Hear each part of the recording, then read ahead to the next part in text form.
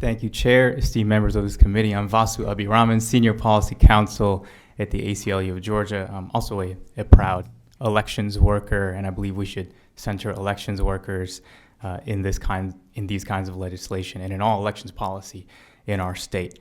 The first recommendation we have as the ACLU of Georgia is to study this, is to study ways, for example, Representative Gullett, to capture the interest that you mentioned and figure out the perfect solution here. I wanted to address, Chairman Powell, what you mentioned. I appreciate where you're coming from, for sure. But one thing I wanted to highlight, and it's something Representative Draper mentioned, is the drop-off in turnout between elections. It means that the winner of the runoff never truly gets 50% plus one. Let me explain what I mean by that. The most recent runoff had, the most recent general election in the Warnock-Walker race had 3,935,924 votes cast. So in order to get 50% there, you would have to get 1,968,000 votes to have won that election. But then in the runoff, Senator Warnock won with 1,820,000 votes.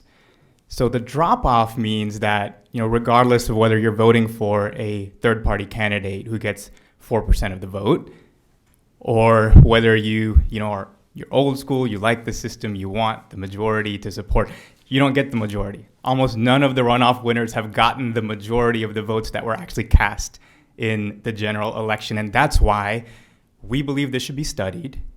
Solutions like instant runoff voting, we want that to be studied. We believe elections policy making should be deliberate and studied. But at the same time, we support this bill. It is far better than what's in place now, because 50% plus one right now is a misnomer. It's a bit of a fallacy. You don't get to 50% plus one.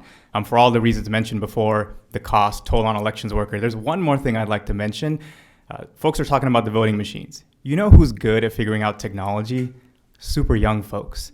You can be 16 years old and be a poll worker in Georgia. The person I thought of as the best poll manager in this state started as a high schooler.